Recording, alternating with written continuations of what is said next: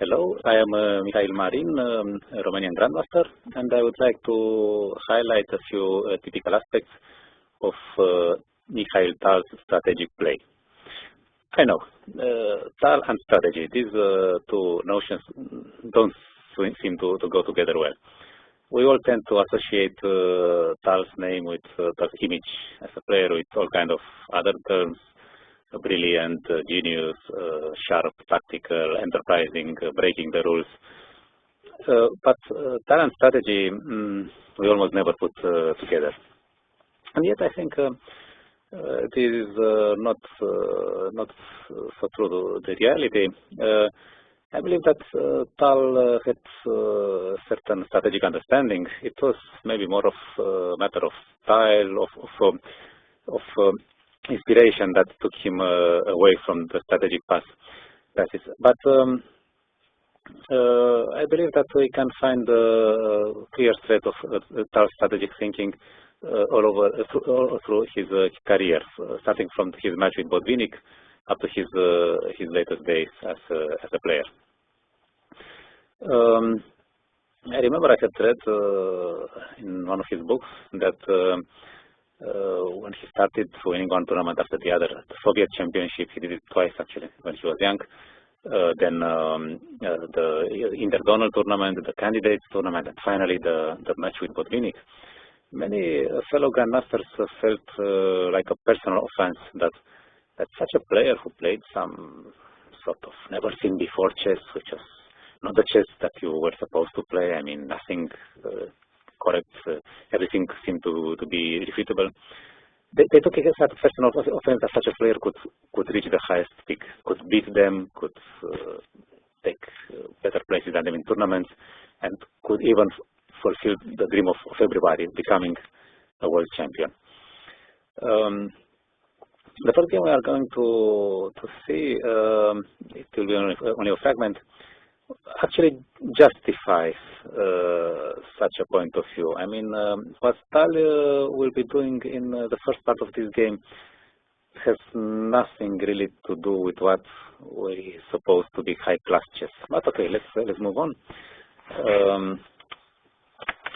This was the third game of his match with Botvinnik. Surprisingly for everybody, Tal had won the first game of the match. Why do I say surprisingly? Because he always used to lose the first game of the tournament. Somehow he needed one extra day to get into shape. Some friends even recommended to him not to sit down for the first game against Botvinnik, just to play forfeit and then start the match from the second game. But sometimes maybe Botvinnik knew that, and in the first game he chose a sharp variation of the French. But Tal was very inspired and won a very good attacking game. So now this is the second game with Black for Botvinnik, who decided not to try his luck so obviously, and switch back to his rock solid Caro-Kann defense. And Tal plays this relatively rare system. In fact, in his comments, he doesn't consider it a sideline. He thinks that maybe d4 is better than this system with knight c3 and knight f3, but does not give a clear opinion about it. And now he played the move g takes f3. Well, I mean, it's an ugly move. It's an ugly move. Black spoils his pawn structure, and even Tal self-ironically says that, well, if you see this move, the first thing you think is, well, you should tell to that player that he should study some very simple textbook. I mean, about how you play with the pawns. And but if a strong player does it, then it means he has some plan. I mean, okay, White strengthens his center. Now there is no obvious way for Black to release the tension, to break with c5 or e5 or take on e4. All these Caro-Kann methods are not available. So okay, the effect of surprise may help somehow. Actually, Tal even confesses that he analyzed this and he even played training games before the match. So it was some sort of interesting preparation. It is also true that in his later years, Tal would never play such a move. I remember some stories told by Yasser Seiravan or Gena Sosonko. I mean, when it came of such positioning ugly pawn moves, when he saw one or when somebody suggested to him one, his reaction would be, internal. Somehow he could not stand it, just like if it was smelling badly or something. I mean, he would have this natural disgust for such moves. But when he was young, he thought that, well, maybe it would go.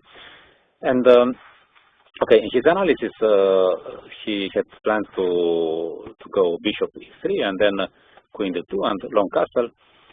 Actually, I don't see why White's position is so bad. Truly, I mean, black is solid, but okay, he has to choose a location for his king. He's not too well developed yet. So okay, it may be a game, but then somehow the thing that made Tal so brilliant, but also sometimes so unstable, was that he got an over-the-board inspiration, and he played bishop f4. Bishop f4 is obviously aiming for some piece activity, but strategically is not sound because the d4 pawn is left without sufficient support, and after bishop b4, like Botvinnik played, now the problem is that if a3, bishop a5, the bishop would get to c7, and since the bishop's exchange is not favoring White because he has a weak square on f4, it means that the bishop simply does not stand well on f4. It would have to retreat, losing a tempo. And understanding this, Tal made provided another move, h4, which does not attack anything and just wastes a tempo. And actually, he confesses that he wanted to provoke the move knight f6, because if knight e7, then h5, well, there is some domination against this knight. But okay, Botvinnik played knight f6. And now again, Tal had calculated something like this, a pawn sacrifice, something he was not prepared to do when he did the opening preparation.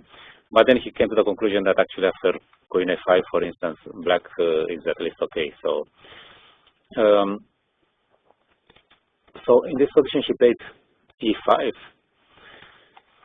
Already when you play e5, with the bishop on f4, it is clear that you lose the tempo after knight h5, and then you block the position. The f5 square is now weak.